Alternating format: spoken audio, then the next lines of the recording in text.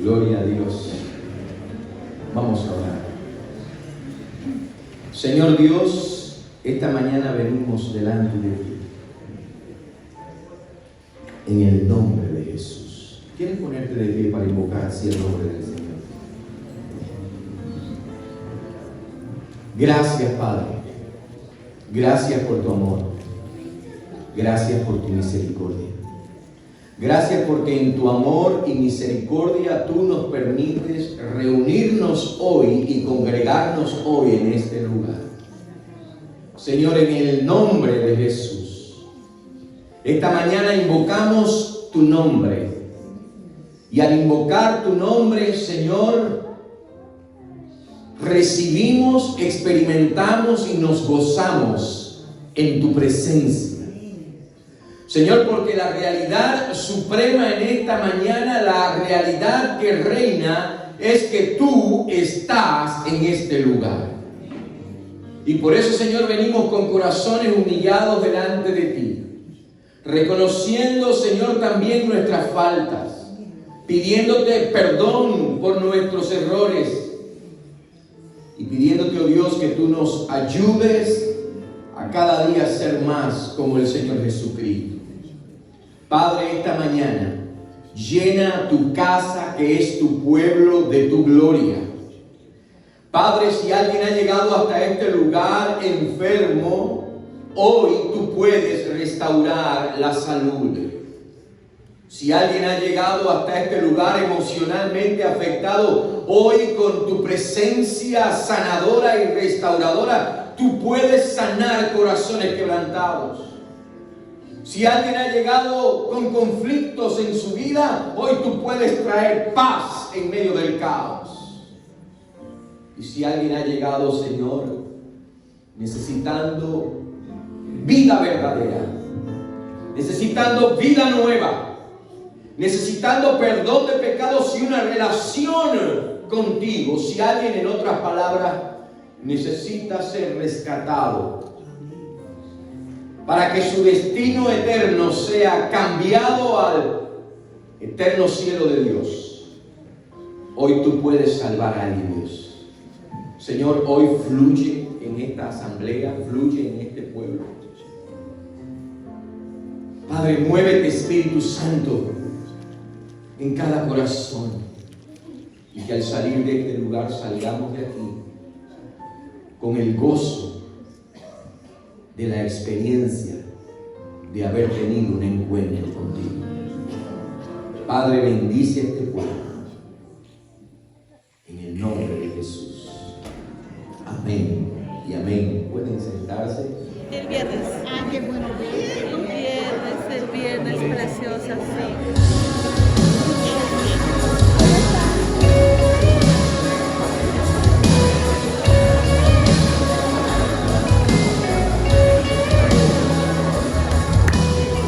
Llegaré a verlos buscar.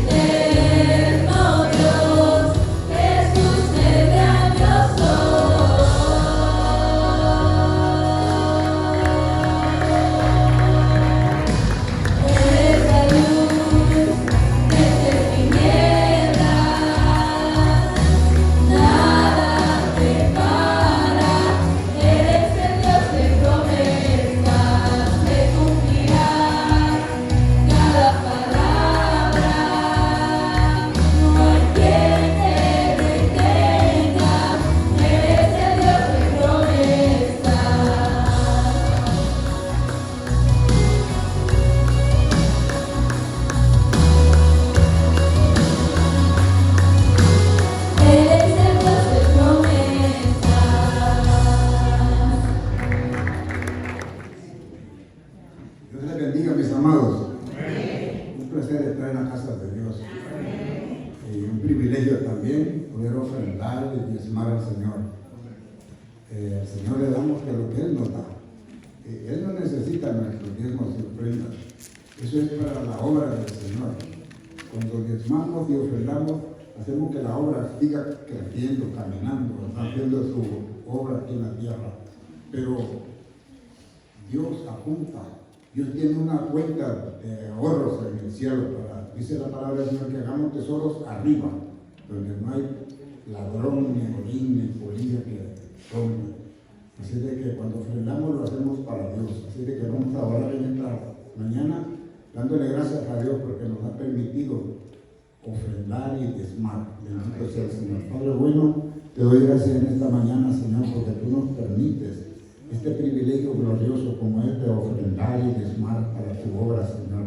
Bendice a cada ofrendante y diezmante, Padre. Yo te pido en el nombre de Jesús que tú suplas siempre las necesidades de cada uno de ellos, Señor. Los que no pueden, Padre, tú los conoces, Señor. Tú conoces los corazones, los pensamientos. Y tú suples, Señor amado. Tú suplirás al que no tiene trabajo, tú le suplirás, Padre bueno, para que pueda completar, Señor, la bendición en su vida, Padre Santo. Gracias por todos estos hermanos que han ofrendado y diezmado en este día. Te pedimos una bendición, Padre, sobre ellos y bendice a sus familias, sus hogares, Señor, sus familiares, Padre bueno. En el nombre poderoso de Jesús, síguenos bendiciendo en esta mañana a través del mensaje de la palabra, Señor. Usa a nuestro pastor para la gloria tuya, Señor. Amén.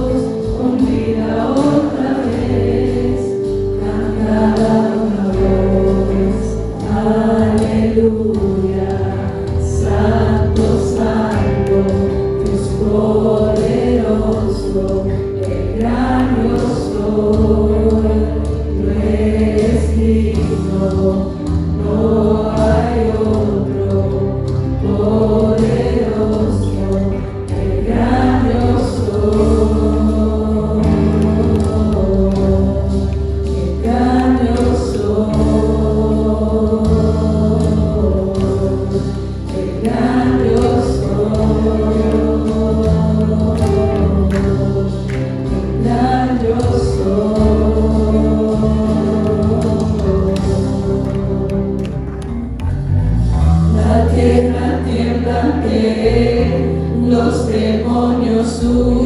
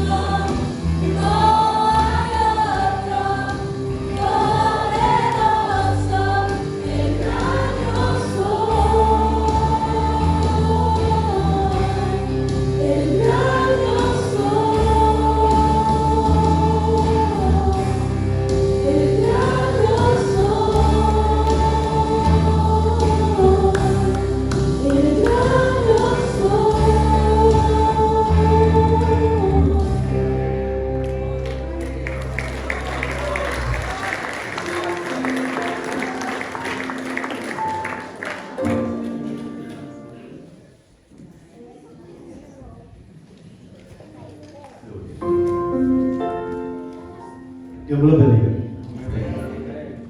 Quiero decir unas pequeñas palabras antes de cantar el próximo.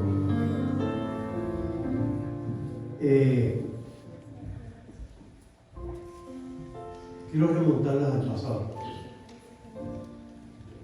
Un pasado bien lejano.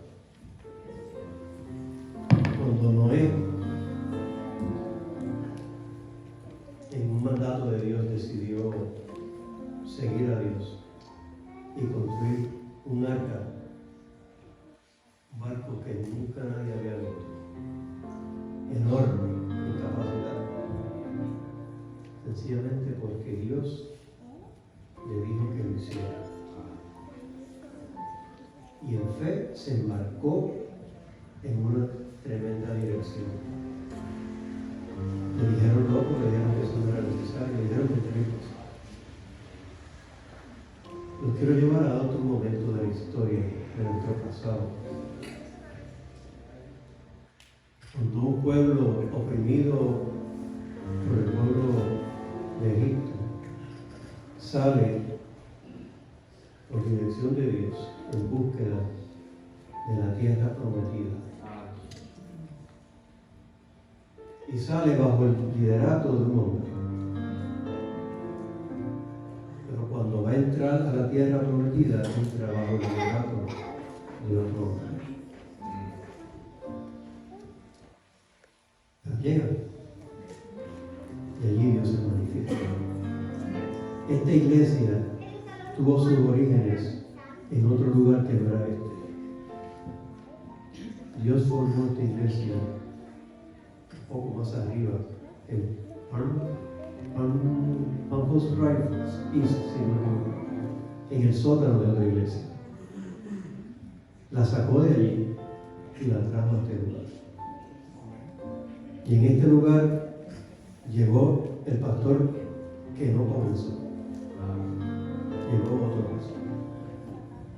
Dios nos dirige y nos lleva de la mano. Ahora bien, ¿vamos a confiar en nuestra vista? ¿Vamos a confiar en nuestros sentidos? ¿O vamos a confiar en el Dios que nos envió a este lugar? El nombre de ese Dios que nos envió a este lugar es Jesús. Y a ese nombre vamos a alabar inmediatamente.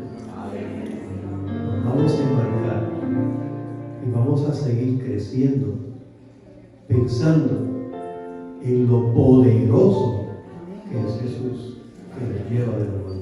Amén.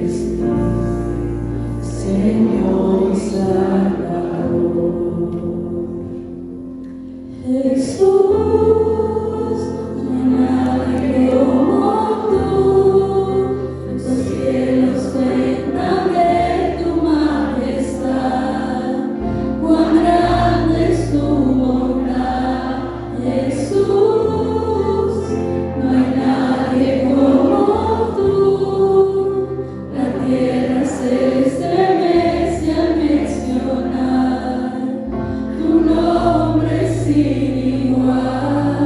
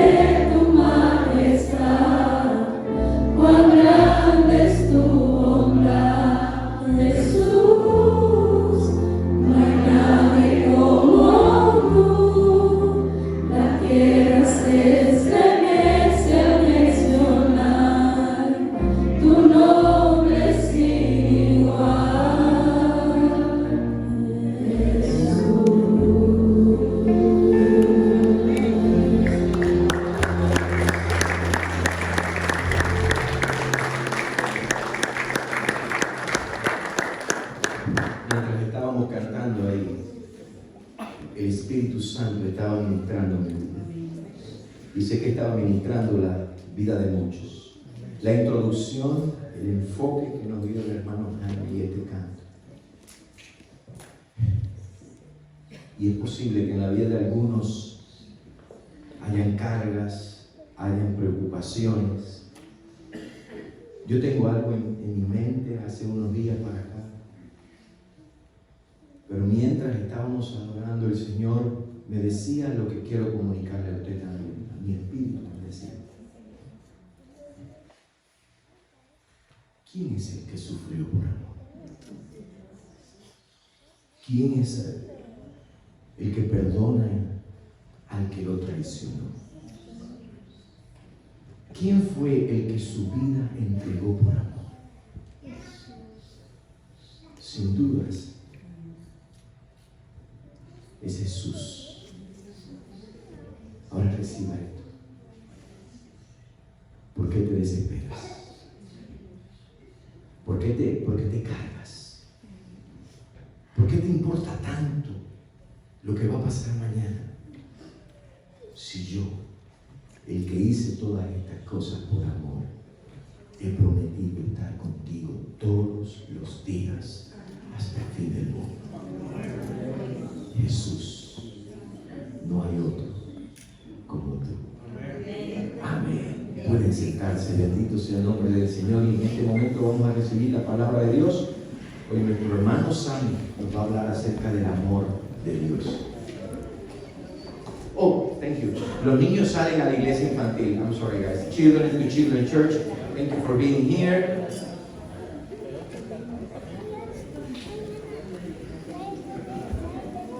Abuela de Pepe.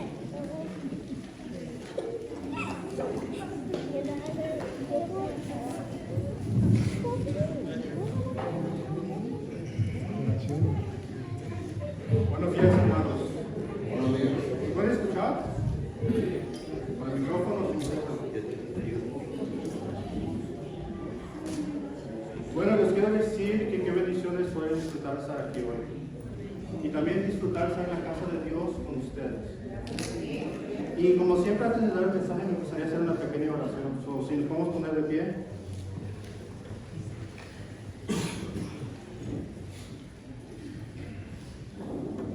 Señor, te doy gracias por la oportunidad que tengo hoy de estar aquí.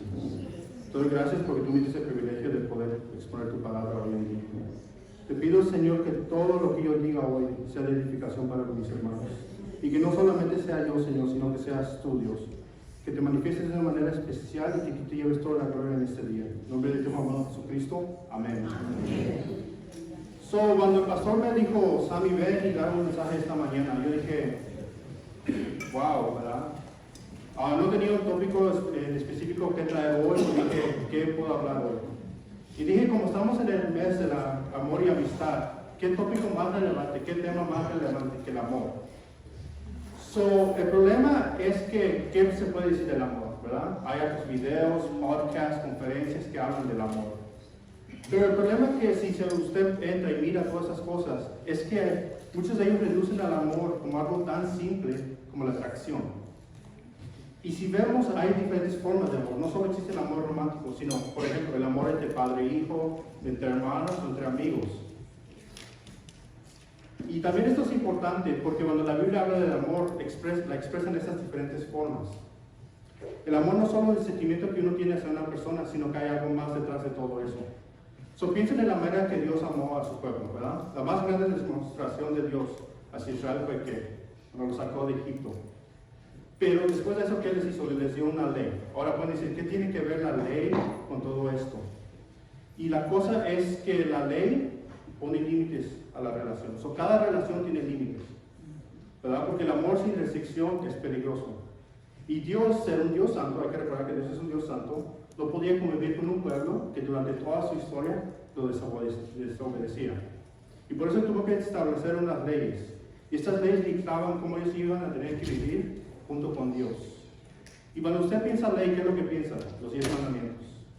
Ahora lo quise hacer un poco interesante. Necesito un voluntario. Alguien que se sepa los 10 mandamientos. Alguien, un valiente, una valienta que venga aquí al frente. para que a ver si vienen les tengo un regalo por sí.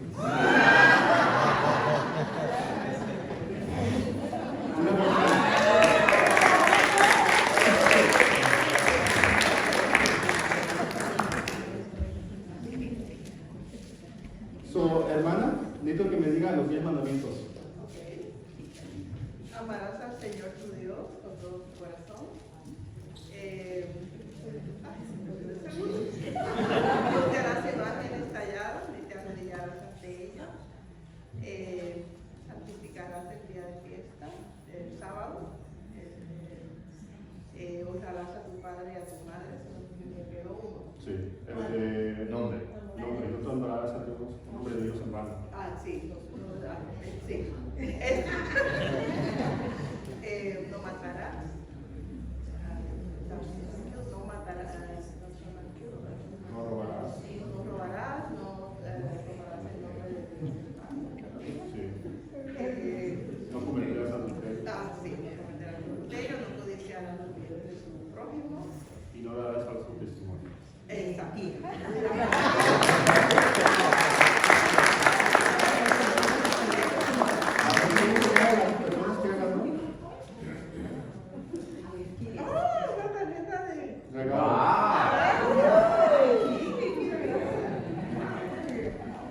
Ya ven, hermano, podían haber agarrado ustedes. No se acostumbren que el domingo que viene yo no voy a regalar.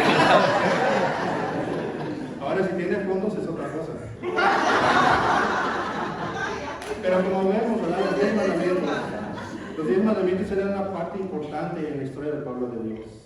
Y por medio de estas leyes Israel podía vivir con Dios. Y Dios podía tener esa relación especial con ellos. Pero como dije anteriormente, el problema es que los israelitas empezaron a ver estas leyes como reglas que tenían que seguir. Se olvidaron de qué era el motivo detrás de ellas. Y miraban a las leyes como un cargo y no como el privilegio que era. El privilegio de poder convivir con Dios. Y esa no es la única actitud que ellos tuvieron, sino que ellos también empezaron a cambiar el significado de las leyes. Y lo hicieron para su propia conveniencia. Ya no era solo que podían estar bien con Dios, sino lo usaron para beneficiarse ellos mismos. Ahora, la ley que regalaba como el pueblo se tenía que estar con Dios, es mantener esa relación, lo cambiaron intencionalmente para justificar sus propias injusticias y sus propios pecados. Y esto lo vemos permanentemente en el ministerio de Jesús. Vamos a ir a Lucas 10, 25 al 28. Lucas 10, 25 al 28. Para los que no tienen Biblia, está en la pantalla. Ahora, si lo van a leer, por favor, me dicen un amén para saber cuando lo tengan.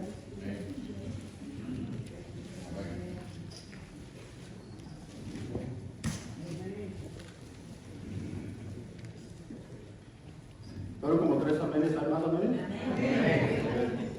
En esto se presentó un experto de la ley, y a poner a prueba a Jesús, se puso de pie y le hizo una pregunta. Maestro, ¿qué debo de hacer para heredar la vida eterna? Jesús respondió, ¿qué está escrito en la ley? ¿Cómo la interpretas tú? Como respuesta el hombre citó, ama al Señor tu Dios con todo tu corazón, con todo tu ser, con todas tus fuerzas y con toda tu mente. Y ama a tu prójimo como a ti mismo. Bien contestado dijo Jesús, haz esto y vivirás. Aquí Lucas detalla que viene un experto de la ley. Esta es una persona que sabe la ley, ha sido estudiando en la ley. Y este experto no viene a Jesús como siendo amigo de él, sino lo trata de agarrar en una trampa. Y lo que hace para desacreditar su ministerio. Y le hace una pregunta que se mira simple. ¿Qué debo de hacer para tener vida eterna? Ahora Jesús es inteligente, ¿verdad? Y le contesta a esa pregunta con su propia pregunta. ¿Qué dice la ley? Pero lo interesante es lo que dijo después, que dijo, ¿y cómo la interpretas tú? Esto enseña que hay una diferencia entre cómo esa persona interpretaba la ley y cuál era el verdadero propósito de la ley. Y como hemos visto, el verdadero propósito de la ley era amar a Dios y a tu prójimo.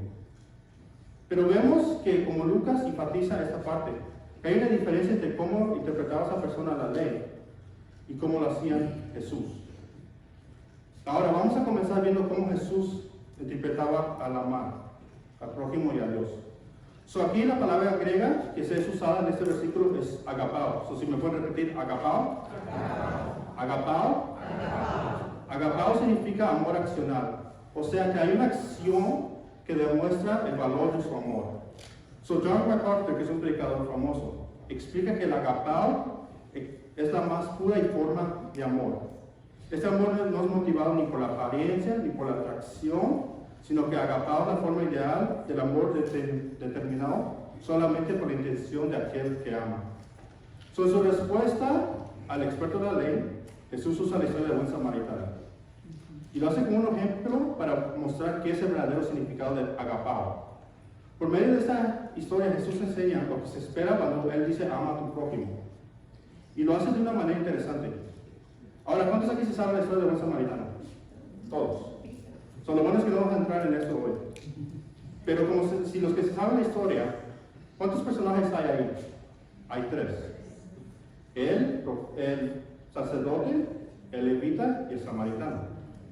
Ahora, si Jesús quería enseñar el amor, ¿por qué no usó el ejemplo del samaritano? ¿Por qué incluyó al sacerdote y al levita? Y lo hizo porque tan importante es demostrar qué es el amor como demostrar qué no es el amor. Y a veces lo más fácil para nosotros es aprender los errores de alguien más. Y es por eso Jesús enfatiza lo que hicieron el sacerdote y el levita. Y vamos a ver ese mismo ejemplo que Jesús usa para ver un personaje en la Biblia que falló en demostrar agapao a su prójimo. Y en medio de eso vamos a primero descubrir qué es la verdadera forma de amar y qué son los factores que a veces nos impiden hacer eso. So, vamos a ir a Jonás 1 y vamos a leer del 1 al 3. Jonás 1, del 1 al 3.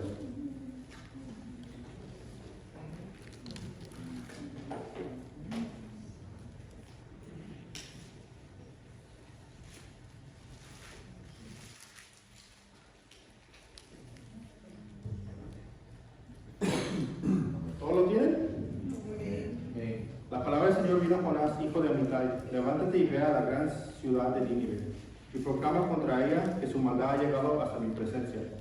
Pero Jonás huyó del Señor, y se dirigió a Tarsis, bajó a Jope, donde encontró un barco que zarpaba rumbo a Tarsis, pagó su pasaje, y se embarcó con los que iban a esa ciudad, huyendo así del Señor. Ahora, esa es la historia más famosa de la Biblia, ¿eh? De los niños hasta todos se lo saben. Pero aquí vemos que Jonás fue a predicar contra la ciudad de Nínive. Y ahora dirían, ¿qué es Nínive y por qué es tan importante? Nínive era la capital del imperio asirio. Y una cosa de los asirios es que eran conocidos por su crueldad sobre los pueblos que conquistaban. Son un ejemplo de eso. ¿Cuántos han ido a pescar? ¿Cuántos han agarrado ¿cómo se llama? El hook, el cacho, el anzuelo en su piel cuando trata de tirarla? ¿Es algo doloroso? Sí. Los asirios ponían esos mismos anzuelos en la boca y nariz de las personas y las arrastraban hasta donde las llevaban. Aquí es donde Dios mandó a Jonás a predicar contra esa injusticia de la nación más poderosa del mundo. Ahora, esto le daría miedo a cualquiera. No nos sorprendamos que Jonás quiso huir. Pero siendo sinceros, y viendo lo que dice el texto, hay más razones de por qué Jonás quiso huir. Primero, Jonás era un profeta. La primera responsabilidad de un profeta en la Biblia era ir a predicar a Israel, a predicar para que Israel se arrepintiera de sus pecados. Jonás, en el tiempo de Jonás, los israelitas se habían rebelado contra Dios, estaban siendo idólatras. Y como profeta, ¿verdad? Porque Jonás hablaba con Dios, se comunicaba con Dios diariamente, sabía que Israel le tenía que pasar juicio. Y ahora, ¿qué juicio ustedes piensan que Dios iba a hacer contra los israelitas? Por su rebelión. Una nación poderosa los iba a conquistar. Ahora, basado en la historia, ¿qué nación ustedes piensan? El mismo imperio asirio. Aquí Jonás tenía un conflicto de interés. Si Jonás obedecía a Dios, en algunos años o en algunas décadas, Nínive iba a ser culpable del fin de su propio pueblo. Pero ahora, si Jonás rechazaba esta misión y huía de Dios y por consecuencia Nínive era destruido, su propio pueblo se salvaba de la destrucción. ¿Y qué decisión ustedes piensan que Jonás tomó? ¿Ir y predicar contra el pueblo que un día va a conquistar su pueblo? ¿O escaparse? ¿Por qué? Porque Jonás no estaba buscando la salvación de los habitantes de Nínive. Él quería que ellos fueran destruidos. Y si esto incluía huir de la misión de Dios, es lo que hizo. Ahora él fue a Tarsis, que es un sitio en España. Y eso era lo más lejos en ese tiempo que él podía huir de Nínive. Tarsis está en España, Nínive, donde está Irak, lo más lejos que podía estar. Y yo creo que todos sabemos lo que pasó después, ¿verdad? Vino una tormenta que amenazaba con hundir el barco. Los marineros decidieron que alguien tenía la culpa de esto, se echaron suertes. A Jonás le cayó la suerte y tuvo que explicar cómo ellos se podían salvar de la tormenta. Y esto requería que lo tiraran al mar. Y ahora pasa la parte más famosa de la historia. Jonás fue salvado por un pez. Yo pensé que iban a decir ballena, por un pez grande. Y estuvo dentro del pez 3 días y 3 noches. Entonces, durante ese tiempo Jonás estaba orando a Dios para que lo perdonara y lo salvara. Y Dios le contestó y el pez vomitó a Jonás en dirección hacia Nínive. Ahora, si vemos todo lo que ha pasado, si analizamos la cadena de eventos que ha pasado, ¿cuántos milagros de Dios ha pasado en ese corto periodo de tiempo? ¿Verdad? Una tormenta, el pez que lo tragó, no se lo comió, y estuvo vivo en el pez 3 días. ¿Y todo eso era para qué? Para que Jonás cumpliera su misión. Ahora, nosotros pensaríamos que después de todo esto, Jonás aprendiera su lección, ¿verdad? Que haría todo lo que Dios nos mandara hacer. Pero la verdad es que por el hecho que Jonás aceptó ir a Nínive, no cambiaba su opinión de que Nínive fuera destruido. Para Jonás, obedecer a Dios en ese momento significaba solamente ir a Nínive. No, él no tenía que trabajar para que ellos fueran salvos. Y vamos a ir a Jonás 3, 1 al 10.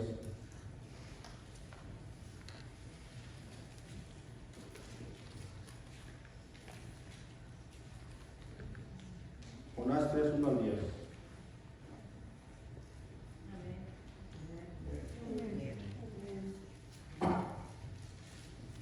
La palabra del Señor vino por segunda vez a Jonás. Levántate y ve a la gran ciudad de Nínive, y proclamaré el mensaje que yo te voy a dar.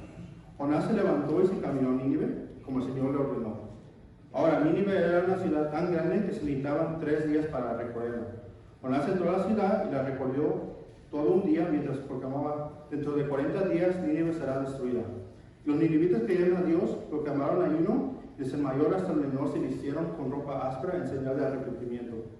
Y cuando el rey de Nínive se enteró del mensaje, se levantó de su trono, se quitó su manto real, se vistió con ropa áspera y se sentó sobre ceniza. Luego mandó que se pregonara en Nínive, por decreto del rey su corte: ninguna persona o animal, ni ovejas ni vacas, probará alimento alguno, ni tampoco pastará ni beberá agua. Personas y animales vestirán telas ásperas y clamarán a Dios con todas sus fuerzas. Ordena asimismo que cada uno se convierta de su mal camino, de sus hechos violentos. Quién sabe, tal vez Dios cambie de parecer y aplaque el ardor de su ira y no perezcamos. Al ver Dios lo que hicieron, es decir, que habían abandonado su camino, su mal camino, cambió de parecer y no se llevó a cabo la destrucción que había anunciado. Aquí vemos, hay que notar 2 cosas cuando leemos este pasaje. Y son 2 cosas que el autor quiere que nos enfoquemos. Primero, para atravesar todo Nínive se tomaban 3 días. 3 días. Jonás solamente predicó un día. Segundo, Dios le había mandado a Jonás a dar un mensaje que él iba a dar. Y con eso le estaba enseñando que Jonás tenía que predicar un mensaje para que los ninivitas se arrepintieran. Pero ¿cuál fue el mensaje de Jonás? Dentro de 40 días Nínive será destruido. Ahora, si lo mira, no se escucha como un mensaje hacia el arrepentimiento, sino que hace que la destrucción de la ciudad sea algo cercano. Jonás estaba predicando lo que él quería, que era la destrucción de Nínive, y no un mensaje hacia el arrepentimiento. Y también vemos que en ese mensaje, Jonás no les dice cómo evitar esa destrucción, ¿verdad? Dice, en 40 días Nínive será destruido. No dice, oye, mi nombre es Jonás, yo vengo de Israel, que Dios de Israel me mandó a hacer esto. No dice ni siquiera su nombre, que Dios lo mandó, ni de dónde era. ¿Por qué? Porque quiso dejar que los habitantes de Nínive especularan sobre el contenido del mensaje. Y así les estaba él asegurando de que ellos iban a fallar en entender su mensaje. Y eso era precisamente lo que él quería. Él hizo todo su poder para asegurar que el mensaje no fuera recibido. Ahora, Jonás es el primer profeta que vemos en la Biblia que quería fallar su misión. Él quería que los ninivitas fueran destruidos y trabajó para cumplir ese motivo. Pero irónicamente, lo más chistoso de la historia es que, así como tan corto dio un mensaje, con todo lo que hizo para que ellos no creyeran, su mensaje fue exitoso. Todos en la ciudad entraron en un periodo de ayuno. Desde el rey hasta los animales tuvieron que atraparse con telas ásperas. Ahora, es importante recordar que el rey no sabía si su ayuno iba a funcionar. ¿Por qué? Porque Jonás no le había dicho. Por eso dice, a lo mejor si Dios cambia de parecer. Ellos estaban apostando que eso iba a funcionar. No tenían seguridad porque Jonás no les había dicho nada al respecto. Pero a pesar de todas las artimañas de Jonás, ellos se arrepintieron. De alguna manera ellos creyeron en Dios. Y por eso Dios cambió de parecer y no los destruyó. Nínive se salvó y la gente se podía regocijar. Era un momento de celebración para todos, menos Jonás. Vamos a ir a Jonás 4, 1 a 10.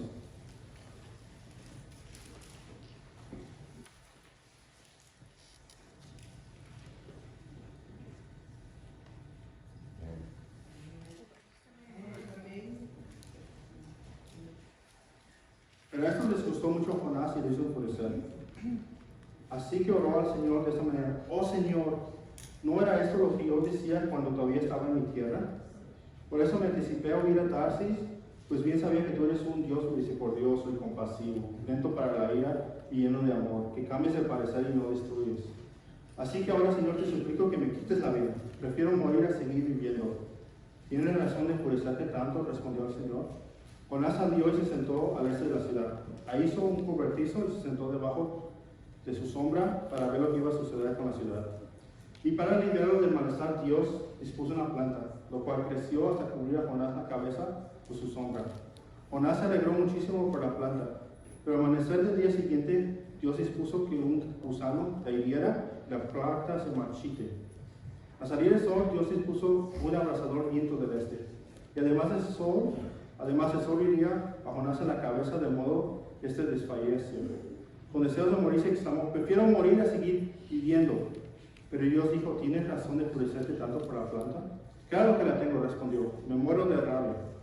El Señor dijo: tú te compadeces de una planta que ningún esfuerzo de tu parte creció de la noche y en el otro pereció. Y de Nínive, una gran ciudad donde hay más de 120,000 personas que no distinguen de su derecha de su izquierda y tanto ganado, no habría yo de compadecer. Ahora, después de que Dios tuvo misericordia sobre los ninivitas, Jonás estaba enojado. Él estaba enojado porque Dios cambió de parecer. Y hay que recordar que Jonás quería ver la destrucción de esa ciudad. Él quería ver el imperio asirio caer. ¿Por qué? Porque para Jonás la destrucción de Nínive significaba que Israel iba a ser salvo del juicio que iba a venir. Y ahora que la destrucción de Nínive era prevenida por la misericordia de Dios, Israel corría perdido. Jonás rechazó esta misión porque sabía que la gracia de Dios iba a prevalecer. Él conocía a Dios. En medio del verdadero arrepentimiento, Dios da de su gracia. Y por esa razón, Jonás hizo todo lo posible para que los ninivitas no pudieran arrepentirse. Y hizo sus berrinches. Se enojó. Le pidió a Dios que le quitara su vida. Ahora, ¿cuántos aquí se recuerdan del sermón que di de Elías hace algunos meses? ¿Verdad? Y bueno, si se recuerdan, Elías pidió lo mismo. Que él también quería que Dios le quitara la vida. Pero aquí donde la diferencia entre los dos profetas es en el motivo de esta petición. Mientras Elías lo hacía porque él se sentía como un fracaso por lo que pasó en el Monte Carmelo, Jonás lo hizo porque él había sido exitoso. Él estaba deprimido porque su misión había sido un éxito. Pero la cosa es que él estaba esperando un resultado diferente. El autor nos dice que Jonás fue a las afueras de Nínive y él lo hizo para ver qué iba a pasar con la ciudad. Entonces, después de todo eso, él tenía la esperanza que Nínive fuera destruida. Y si eso significaba estar en medio del sol caliente, en el desierto, con un viento abrasador, Jonás iba a hacerlo. Y todavía aquí vemos la misericordia de Dios, que Jonás tanto se enojaba.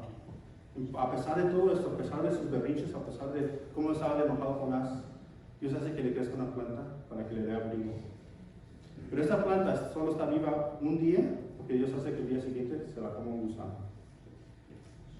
Ahora, en medio de una historia donde un hombre es tragado por un pez, esto no se parece tan sorprendente.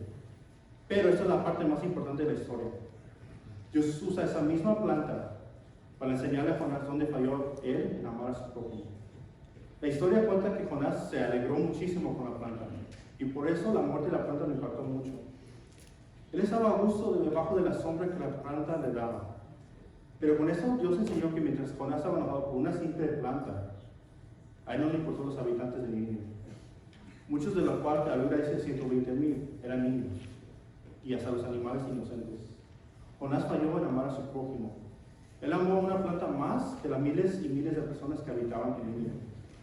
Pero Dios él enseñó a Jonás que él sí se preocupaba por el bienestar de los ninivitas.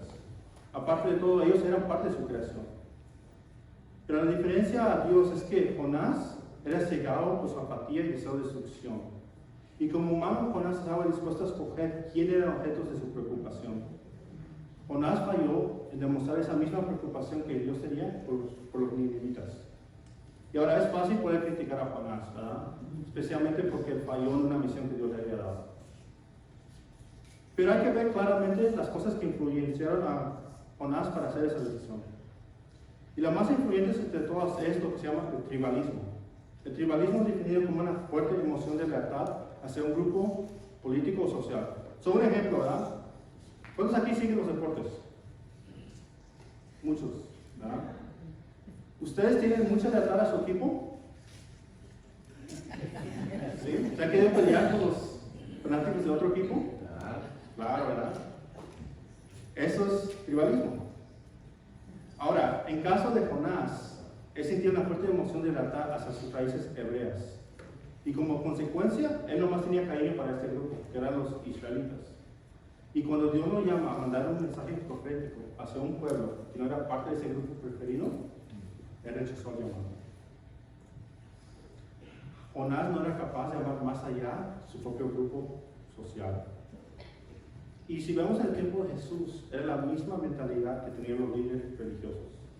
Ellos no sentían compasión por las personas que estaban fuera de su burbuja cultural. Para ellos, las personas que no eran parte de su club no tenían ninguna importancia.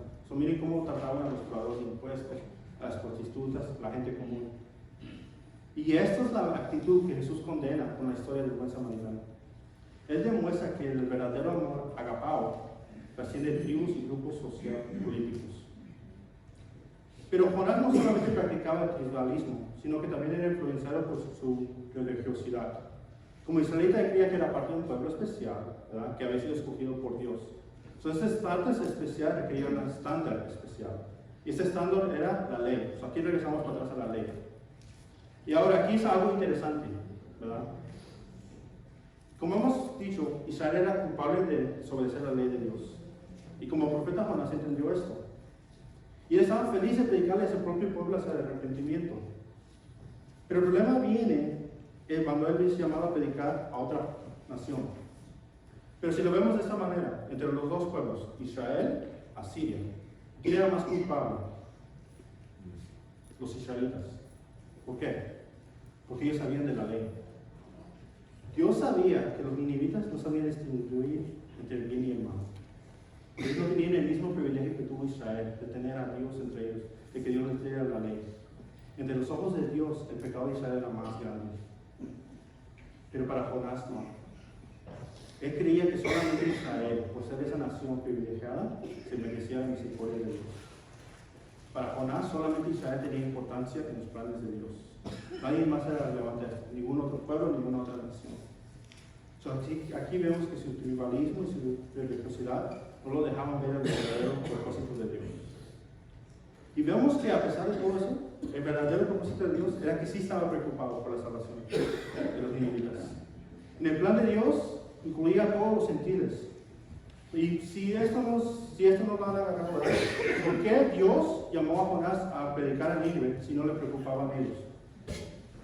El amor de Dios no era solamente hacia Israel, sino para toda la humanidad. La misión de Jonás era ejemplo de esto. Y donde Jonás menospreciaba a las multitudes gentiles, Dios la miraba con amor. Él la miraba a un pueblo que estaba hecho a su imagen y que necesitaban saber de él. Y así como Jonás, ¿verdad?, cuando vemos esta falta de amor, es porque viene una mezcla de estas ideologías. Y así como el experto de la ley en el tiempo de Jesús puso límites a quién clasifica como su prójimo. Jonás clasificó a su prójimo a quien que era parte de su misma fe, su mismo linaje y su misma cultura. Y cuando él tenía el prospecto de incluir a otras personas que no bajaban a ese estándar, él huyó. Y cuando Dios intervino, cuando él mandó la tormenta, cuando él mandó el pez, Jonás todavía hizo todo lo posible para que ellos fueran destruidos. Él odiaba que Dios era compasivo con ellos. Y en eso le falló de demostrar amor a su prójimo. Ahora, nos hemos enfocado en la segunda parte de lo que dijo Lucas, amar a Dios y amar a tu prójimo. Aquí vemos que Jonás falló en amar a su prójimo. Y les quiero hacer la pregunta, ¿ustedes piensan que Jonás amó a Dios? Hemos dicho que Jonás no ha amado a su prójimo, pero él amó a Dios. Vamos a leer 1 de Juan 4:20. 1 de Juan 4:20.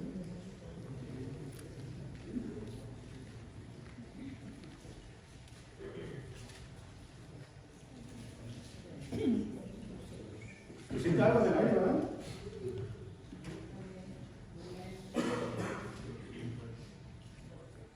Si alguien afirma yo amo a Dios, pero odia a su hermano, es un mentiroso. Pues el que no ama a su hermano a quien ha visto, no puede amar a Dios a quien no ha visto. Juan comenta que uno no puede decir amar a Dios y odiar a su prójimo. ¿Y por qué? Porque no es posible decir yo amo a Dios y odiar a alguien que tiene su imagen. Y Jonás es un buen ejemplo de esto. Por su odio a los ninivitas, hay que recordar, por su odio a los ninivitas, él desobedeció a Dios. No, él enseñó que no amaba a Dios lo suficiente para compartir su mensaje con otros. Jonás demostró que él no sentía ese agapado hacia Dios y hacia su prójimo. Y el problema que tenía Jonás, así como lo tienen muchos en el tiempo de Jesús, era que se enfatizaba mucho en la primera parte: ama al Señor tu Dios. Y ignoraba la segunda parte: ama a tu prójimo como a ti mismo. Piensa que amar a Dios es más importante que amar a tu prójimo. Pero la cosa es que esos mandamientos no son exclusivos, sino que no se puede hacer el uno sin el otro. El amor de Dios se extiende hacia quien tiene su imagen. Y como enseñamos el amor al prójimo, no me sale esa pregunta: ¿cómo enseñamos el amor al prójimo? ¿Qué es lo que Dios le mandó a Jonás a hacer? A predicar la salvación hacia quién? Hacia los perdidos. ¿Qué más grande manera de amar a alguien? Y decir yo amo a Dios y amo a mi prójimo, y siguiendo el mandato de Dios y de proclamar el Evangelio. Llevando el mensaje de la salvación hacia aquellos que están perdidos. ¿Qué es más grande demostración de amor que llevar a una persona que está muerta en pecado, que está sufriendo por sus pecados, a los pies de aquel que murió por ellos? Pero como Jonás, muchos fallamos en esto. Ponemos límites. Así como Jonás, tenemos excusas para no obedecer a Dios. Y a lo mejor usted puede decir: yo estoy dispuesto a amar a mi prójimo. Yo sí puedo amar a mi prójimo, eso es fácil. Pero ¿qué tal es amar a la persona que les ha hecho daño? Amar a la persona que les ha hecho daño a un familiar que ustedes tienen. ¿Ustedes piensan que Dios excluye a los enemigos de los prójimos? No. Pero Jonás no podía amar a los ninivitas, sabiendo que en algunos años ellos iban a hacerle daño a su pueblo. Y así como nosotros, ¿cómo podemos amar a alguien que nos ha hecho daño? O a lo mejor le ha hecho daño a alguien, nos ha rechazado y trabaja activamente para ver nuestra caída. ¿Cómo podemos hacer eso? ¿Cómo podemos amar a una persona que constantemente nos está hiriendo?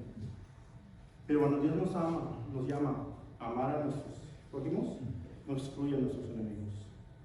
Y esto a veces es muy difícil de hacer, ¿verdad?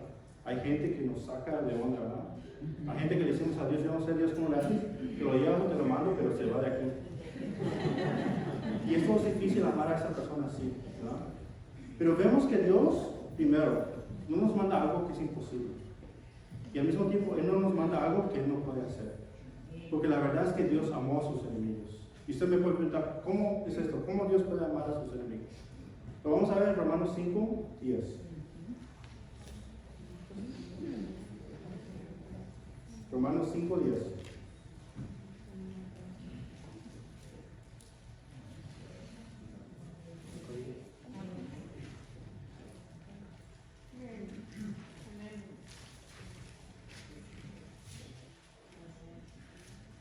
Porque así, cuando éramos enemigos de Dios, fuimos reconciliados con Él mediante la muerte de su Hijo. Con cuánta más razón, habiendo sido reconciliados, seremos salvados por su vida. So, aquí la verdad es que nosotros éramos enemigos de Dios hace tiempo. Nosotros, por nuestro pecado y nuestra rebelión, éramos clasificados enemigos de Dios. La ira de Dios estaba sobre nosotros por consecuencia de nuestros pecados. Y así como los ninivitas, estábamos condenados hacia la destrucción. Pero así como Dios les dio una manera de ser salvados a ellos, nos mandó una manera a nosotros. La cruz de Jesús. Y quisiera que fuéramos a Romanos 5:8. So, ahí mismo, 2 versículos arriba. Romanos 5:8.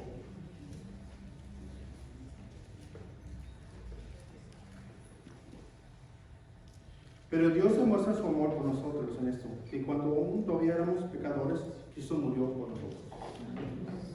So, Dios nos amó aún cuando nosotros estábamos muertos en nuestros pecados y mandó a su Hijo para morir por nosotros.